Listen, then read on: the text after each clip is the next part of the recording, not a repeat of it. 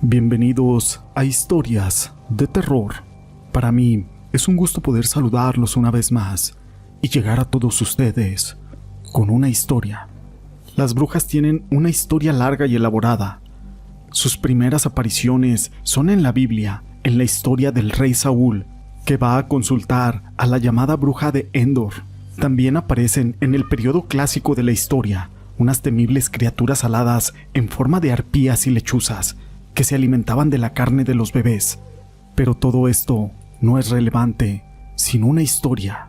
Mi nombre es José Llamas y te presento la bruja Marcelina. Esta es una leyenda de Copaltitla. Corría el año de 1877 y el pueblo de Tepetzitlán era agobiado por una epidemia de viruela negra que acabó con la vida de 20,000 personas. Por tal motivo, las autoridades de aquella época tomaron la decisión de quemar el pueblo entero, junto con sus pobladores muertos y enfermos. Después de estos inoportunos hechos, se fundaron dos pueblos, Ameyali y Copaltiquetl, que hoy es llamado Copaltitla. En ese pueblo, durante los tiempos de la Revolución, vivía una señora llamada Marcelina Luis Morales. Se decía que ella fue la única que sobrevivió a aquella epidemia de viruela, y fue una de las que fundaron aquel pueblo de Copaltitla. Los habitantes de aquel pueblo especulaban que la señora Marcelina era en realidad una bruja que se convertía en animal y que había matado a sus 3 hijos pequeños de una forma horrible. Pero no solo eso, también se decía que su esposo, don Macario Cruz, era dominado por ella y que ella le daba brebajes para controlar su voluntad y tenerlo bajo sus órdenes permanentemente, para influir en todas sus decisiones y hacerla ver hermosa ante sus ojos, aunque la realidad era otra. La triste realidad es de que aquella mujer era horrible. Caminaba por las calles del pueblo causando la impresión y repulsión a la gente que la veía. Su aspecto era de una mujer delgada con grandes orejas y de piel extremadamente blanca, que dejaba ver algunas venas azuladas sobre su piel. Tenía unas uñas largas y sucias que parecían ser garras, tanto en los pies como en las manos. Su cabello era escaso y delgado. La calvicie dejaba ver un cuero cabelludo reseco y lleno de costras. El hedor que desprendía al pasar era insoportable. Olía a sudor y a orines rancios, y esto hacía que la gente se retirara de su camino mientras ella iba caminando lentamente y con gran altivez. Los rumores de que en las cercanías del pueblo existía una bruja sanguinaria y que le chupaba la sangre a los niños eran comunes. Ya había varias muertes inexplicables de aquellos niños recién nacidos o de corta edad. Ellos amanecían muertos, sin una gota de sangre, en sus pequeños cuerpos. Algunos testigos de los hechos afirmaban que era un ser alado el que acechaba a los habitantes y las casas, ya que se escuchaba el batir de las alas y graznidos escalofriantes en la noche. La leyenda cuenta que doña Marisela se transformaba en algún tipo de bestia alada y era la responsable de estos crímenes. Ella vivía en un jacal en medio de un monte, rodeado de árboles frondosos que no dejaban pasar la luz y transformaban aquel entorno en oscuridad desde muy temprano.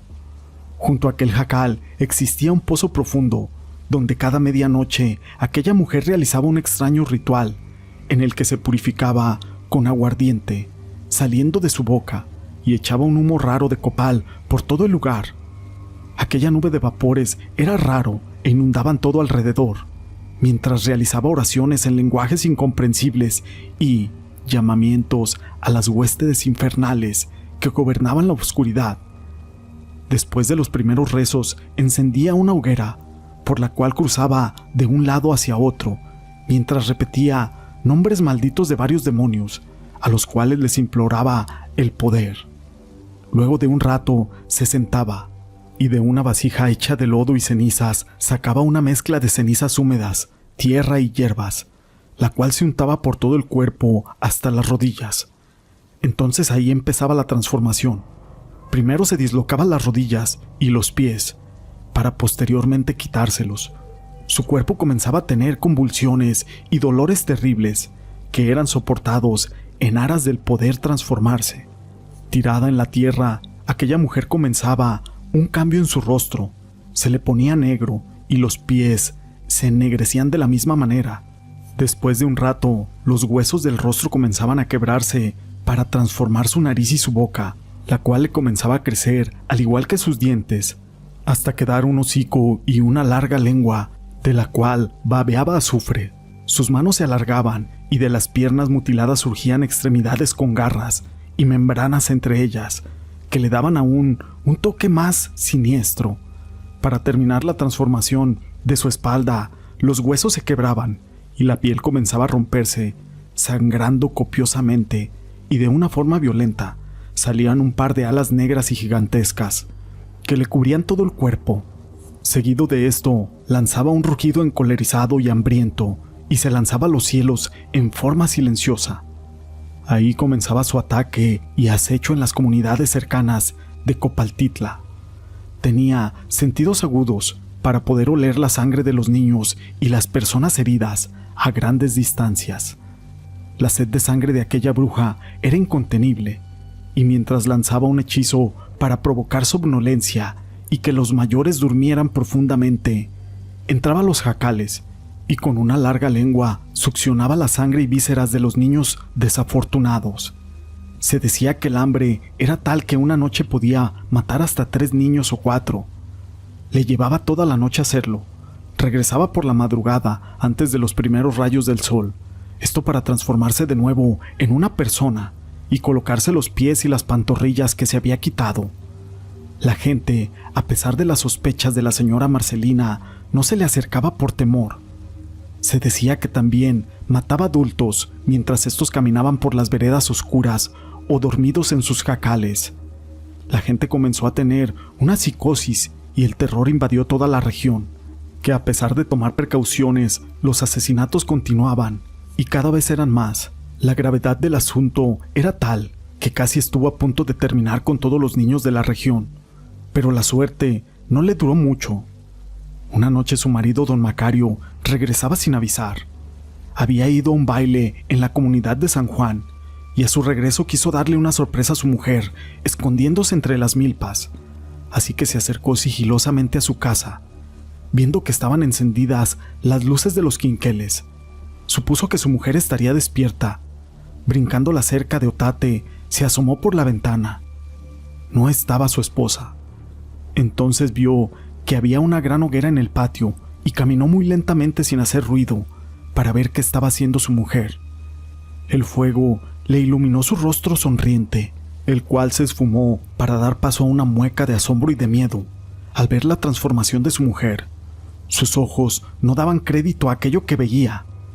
Entonces comprendió y ató cabos en su mente. Todos los rumores que decían que su mujer era una bruja eran ciertos.